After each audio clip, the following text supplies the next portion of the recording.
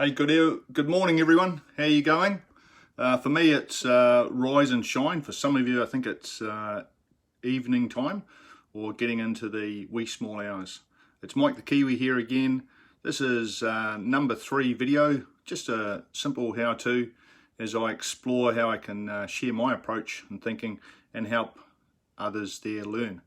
I'll be sharing this a little bit later on. I'm just waiting for a couple of people to join the call and to see how we're going. And today's one, we're going to do a bit of a deep dive, and we're going to go look at the magic of, and I've got it all set here, we're going to look at the magic of a wet palette. Now, that doesn't look too magical at the moment, but it's certainly a critical tool for what we're going to do in our figure modeling. Now, I've got a few people coming on board here. That's awesome to see. Okay, and we're just getting set up with the display. Now I'm going to do a tight 20-minute session today, and we're going to focus heavily on creating a wet palette. But it's good to see that a few of you have joined the call already, and I'm going to have a quick acknowledgement as we go through with that process.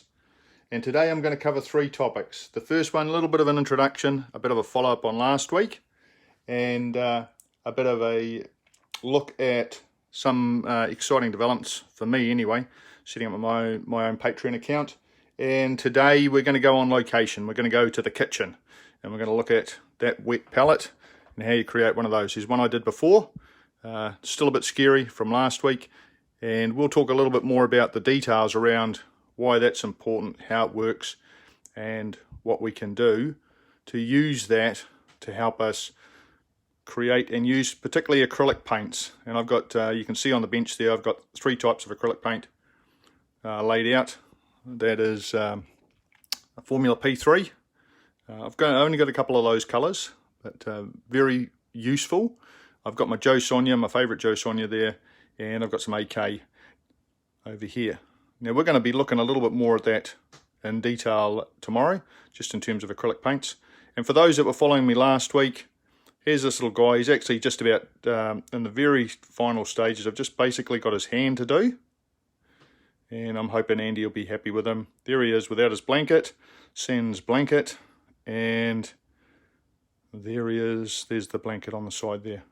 Hopefully looking nice and fluffy and woolly. And behind him is Uncle, who will join the scene in the little trench. I'm going to start on Uncle later today, getting him ready, and I will be starting to paint Uncle, looking at his face and skin tomorrow as part of looking at paints. So hopefully that's going to be interesting for you. Let me have a quick look at the 12 people that have joined us so far, and quick check in with everybody.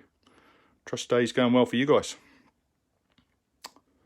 Now I'm just going to switch back to selfie mode so you can see me doing that reaction. I'm testing out the camera in different ways. Nice pattern on the screen.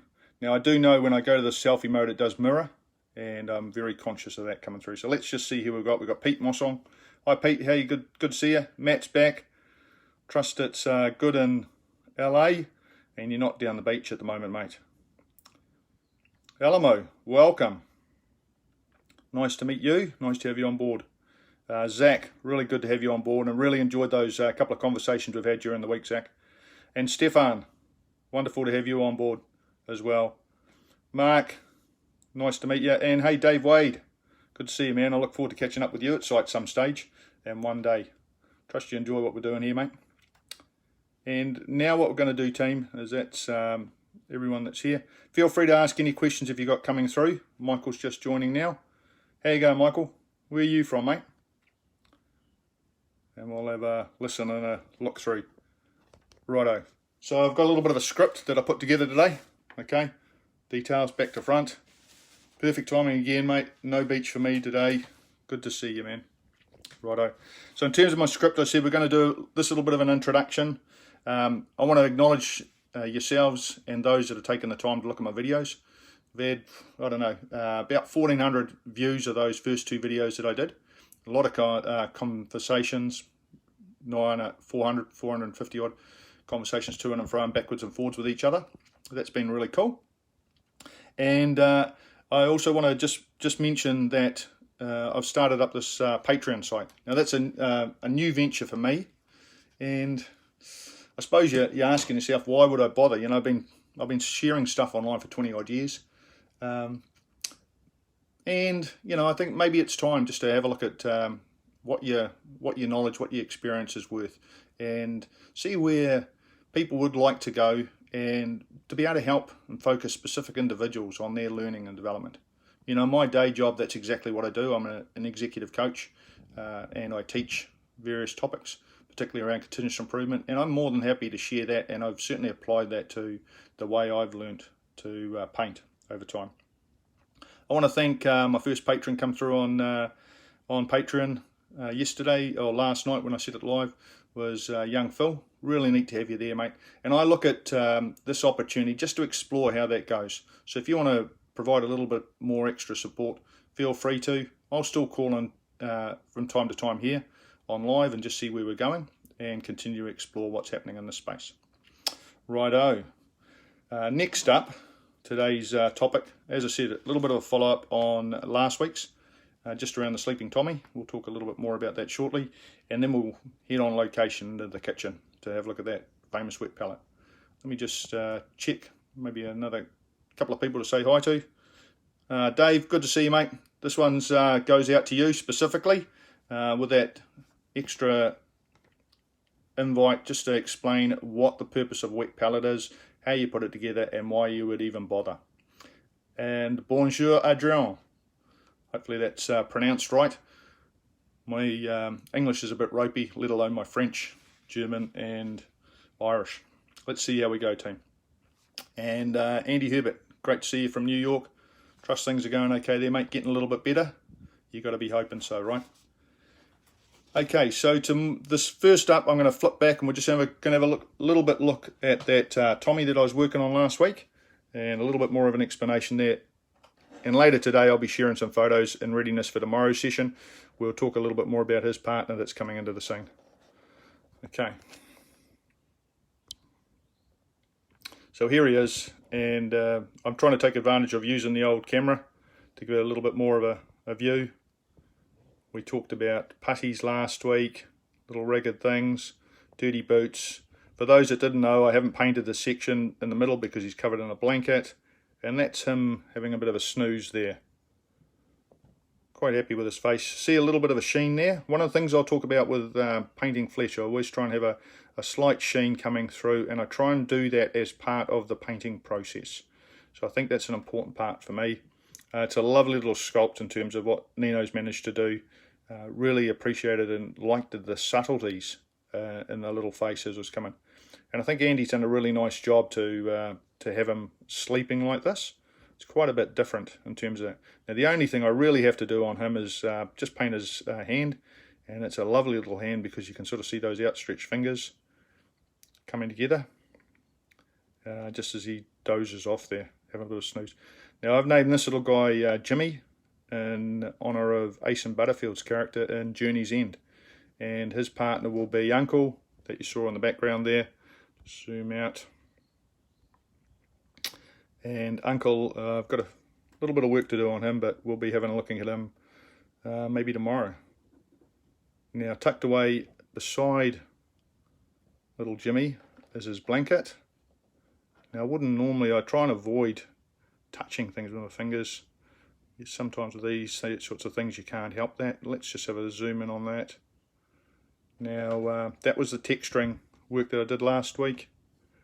You saw that. Now for this little army blanket, a lot of stippling, dabbing, and general work. Probably, I don't know, 3 or 4 hours on that baby. It was a bit tough, I've got to admit, just to get that through. And you all saw the start of that, which was the shadow on the back. And you'll see some photos a little bit later on. Also got this little tiny red woolen edging, which was on the corners of those blankets, and featured very nicely in Journey's End. Okay, that's that little update that I wanted to do there. Let's have a quick check, see who has joined the call before we go on location. Okay, Dave, got you. Andrew.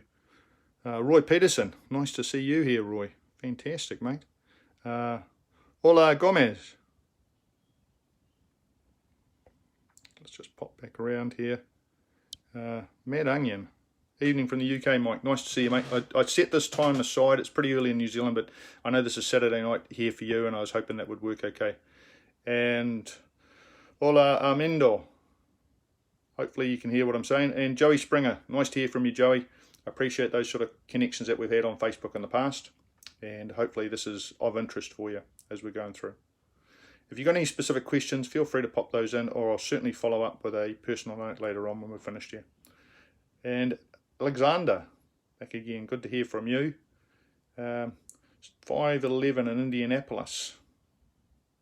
I missed that Indy 500, mate. Been a while. Great time. Righto. Let's look at going on location. Let's talk about wet pallets. Now, I have said that today I'm going to spend a bit more time just delving this specific and special request from Dave Wilson for that one. So this is my wet pallet, just here. Now it is a Chinese takeaway food container. This is a particular favourite. You see she's pretty battle worn. The top of this I've actually used for metal paints in the past. So what I always do is keep metal paints separate from normal paints. I've got a separate set of brushes for metal paints, and I've got it separate pallets. Now with metal paints there's only tiny bits that I'm typically using, so just a little pallet to put the metal paint on, and then using glaze and various varnishes and the like, I'll just work off top. This is an old one. It's a bit battle scarred on the top, but more importantly is what happens inside it. Now both the lid and the base are critical to what we're going to do. We might come back and explore a little bit what's going on here, and I'll share a couple of little tips that I've found about using wet pallets that might be useful for you later on. For now, let's talk about why even bother with a wet pallet. So the purpose of a wet pallet is for those that have tried acrylic paints, whatever type of acrylic paint that you've been using, will notice that they dry very quickly. And that's part of the great properties. Now I've tried retarders and the like, and sometimes they work, sometimes they don't. They can, for me, they do affect the way that I actually, the finishes that I get. But for now, I mentioned it yesterday, last week, this glaze medium, Vallejo's glaze medium, is a critical part of the way I approach, and you'll actually see little dabs and drops of that tucked away in here. Now the purpose of a wet pallet is to actually keep the acrylic paint in the mixes moist for more than the normal drying time. So I can actually keep paint alive in this wet pallet, and I've experimented with that, up to a month. There are some implications of having paint sitting in there for a month, and we'll talk a little bit more about some countermeasures that we use to sort that out. Now the other thing that's wonderful about it is it also helps you control the consistency of the paint as you're working with it, depending on where you get it in the cycle of the wet paint or the wet palette. Okay, all handy here. I've got my brushes there. We'll talk a little bit more about those at another stage. And I talked last week about my reservoir that I use for cleaning my brushes. Okay, so they're all handily laid out, ready to go. And in terms of this wet palette, what we're going to do is we're just going to have a look at the components that go to get put it together. Again, very simple, rudimentary. Now you can spend a fortune on these things, and they may or may not be useful. Most of those have a sponge base on the bottom of them, and I suspect if you leave it in there for too long, you'd have to keep replacing that sponge. Having said that, if you've got an existing wet palette, make the most of it. See what you can do with it, and I think you probably can't do acrylic painting properly without a wet palette. That's why I think this is an essential basic that we have to start with. Let's have a quick look down here, see if there's anybody else joined we want to get on to. All right, we're good to go there. Marcelo, hello, and Keith, my mate there. Good to hear from the old man this morning, mate. Really neat. And hopefully you'll have a chance to join us a little bit later on. And John, welcome to the session. We're looking at wet pallets now, and we're just going to go on to location. Righto team, so we're heading to the kitchen to have a look at the parts that go together. Follow through. I'm in the lockdown batch, so we're in the kitchen. I've got all the components ready for that wet pallet. Okay, key components here. First one, paper towel. All right, nothing flash. This one's a budget type. Might be called kitchen towel or other types. Just very simple. It's the foundation for it. We've got our plastic container, which in this case is a little bit smaller than the one I typically use. The one I've got that I'm sharing with you is a little bit larger. I do like it because it actually has a depression in the middle, and I use that to good effect. This one's got a raised section. It doesn't have the depression. It's got a depression around the outside. I do like it. Would potentially be better with a flat surface, and I know one of the things with all of the commercial ones is they do tend to have a flat surface. However, I'll show you on my one later on just the value of having that depression and how I make use of that myself. Got the lid, again, you know, Chinese, Japanese food, or Italian or whatever, just a simple plastic container. You could probably buy it at a $2 at a budget shop, similar thing. You could also buy the folding flat ones, which are quite useful. I've got the wife's one here. Okay, which is probably a little bit more state of the art, and this is the sort of thing that you'd buy it at. You can see that one there, it's a little bit bigger. She does larger painting, so has a need for much bigger paint sets, but that's a little box set. You can see her one set up there as well with the standard sort of format we'll talk about in a minute. Righto, so let's come back to our ingredients. We've got our paper towel, we've got our plastic dish, we've got our baking paper, just cut to shape. Nothing flash there, just again, you know, this is not a particular brand I seek out, it's just a standard baking paper, non-stick baking paper. Bit like greaseproof, but used in the oven for cookies and the like on. And this last bit, just a bit of a hint and tip. I've got some antibacterial solution. This is just a hand wash. Typically I'd have a spray or the like that you use in the kitchen, and that's an important part of putting the wet palette together to try and prevent mold growth. You've got moisture, you've got paints, you've got a medium in there that allows mold to actually grow. You'll get spores coming through there. And we probably don't need to talk too much about antibacterial stuff at the moment. I'm sure plenty of you know all about that. Paper towel, that's the one. Zach, nothing flash there, mate. Saying hi to Mario. Also calling out Jay and Hola Luis. And we've got quick note coming in there. Wonderful to hear. Righto. So I'm going to go through the process. I've got some that I prepared earlier. You already seen my finished one. So the first thing you do is paper towel. Okay. Doesn't have to be dimpled. This one's dimpled. It doesn't really matter at all. And I'm just folding it into position. Now just fold. Now I'm doing this deliberately. I want a couple of extra layers there. So fold the ends, fold the sides. And yeah, I'm doing this single-handed, but I did fold this and practice it before. Part of my new technique for videoing today. Just trying to improve. Okay. Just fold it to position. And voila. Just popping it back in the little container. Okay, hope that makes sense. You can see that's pretty quick and easy. Nothing much happening there. The next trick, and this is a tip. I think it's an important part of it. Purified water. So we've got a little water purifier here. If you haven't got this, I always use boiling water. One of the tricks when you're using boiling water is make sure it's cold or cooled down. Yeah, I know that's pretty obvious, but you'll notice in my little chocolate reservoir dishes that one or two of them are melted because I got a little bit keen on the water. So always paint with purified water, and so I'm just putting a little bit in here, and you can sort of get a feel for how much I'm putting in. Now really all I'm doing is I just want enough for that to soak through and a little bit of reservoir on the top. Okay, not much more than that. That's going to soak down. I probably need a little bit more just to get those edges. Now I don't want the paint swimming in this. I just want to make sure that's moist. You just see a little bit of water running around there. Now everything from those folded edges, see them up the top there? Some of those can actually be used to advantage, and I'll show you how I use those on my other dish.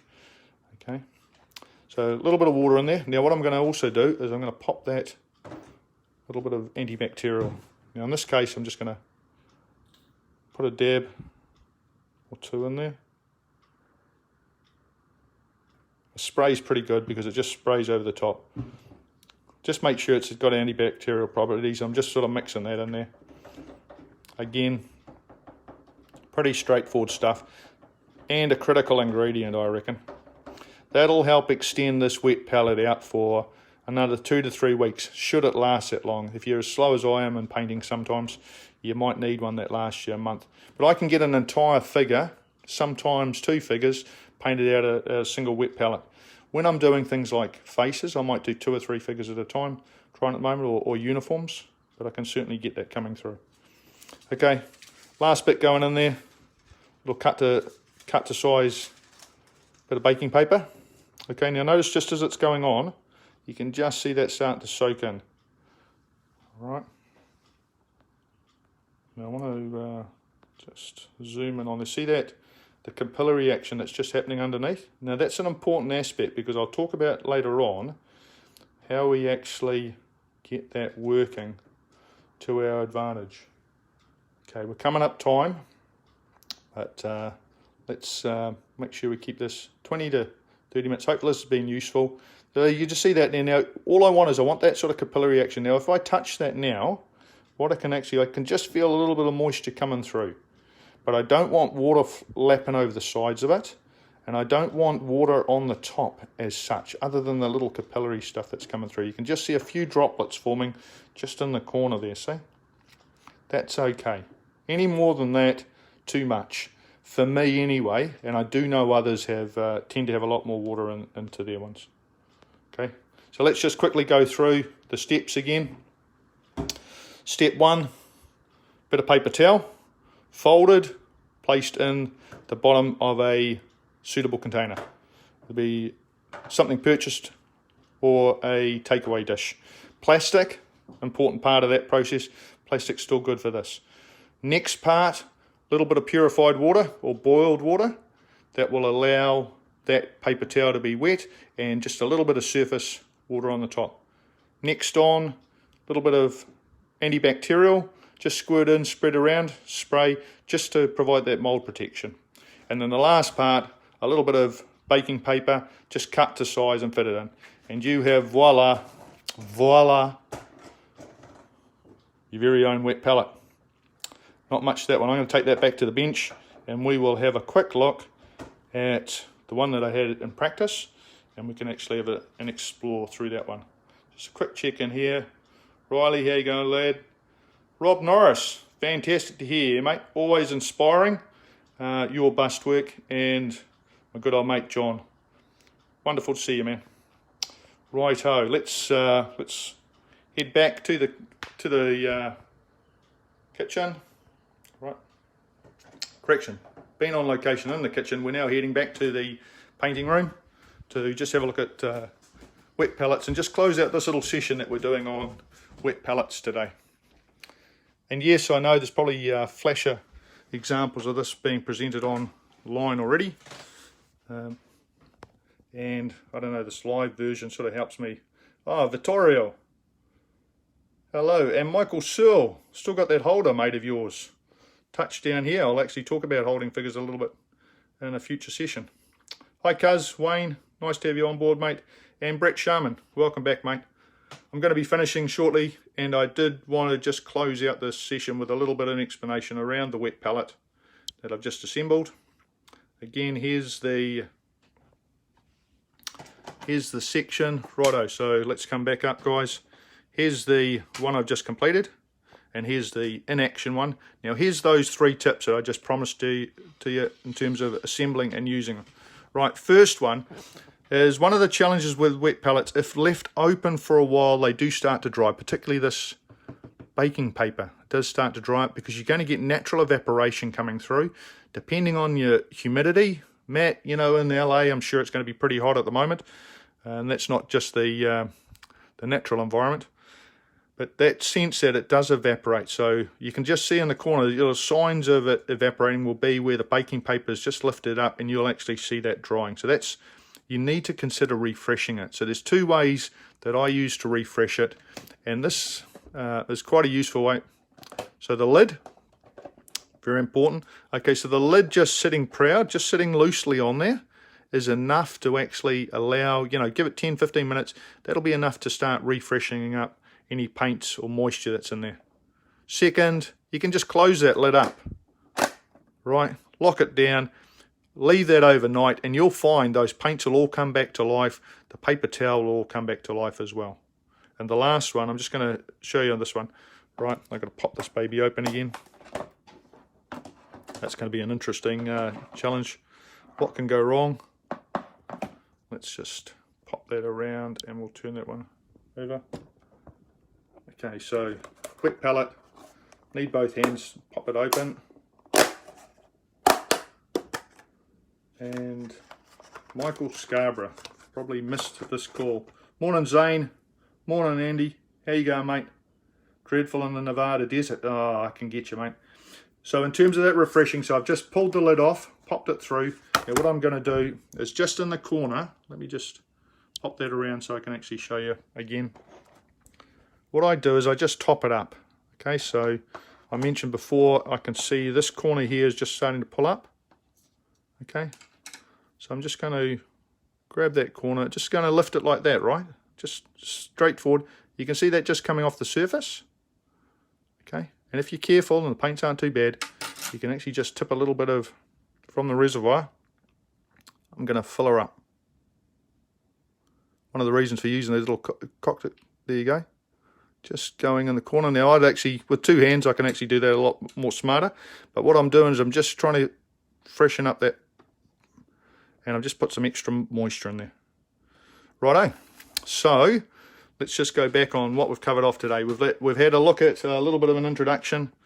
I did a bit of a thank you to those that have been helping support, provide a little bit of connection in here on my Facebook videos. Have also looked at my Patreon site. Now do have a look at it. Tell me what you think. It is very much a starting experiment, that one. And I look forward to hearing from a few of you on there. So did that. Then we followed up with a little bit of an intro and a back check-in on the little Tommy's guy. Remember, later today we'll be sharing some photos, or I'll be sharing some photos of how he's finished up. You can have a look at that with his little blanket, which I started on the other day. Then I closed out this session with looking at the old wet palette. In terms of the wet palette, three things to bear in mind.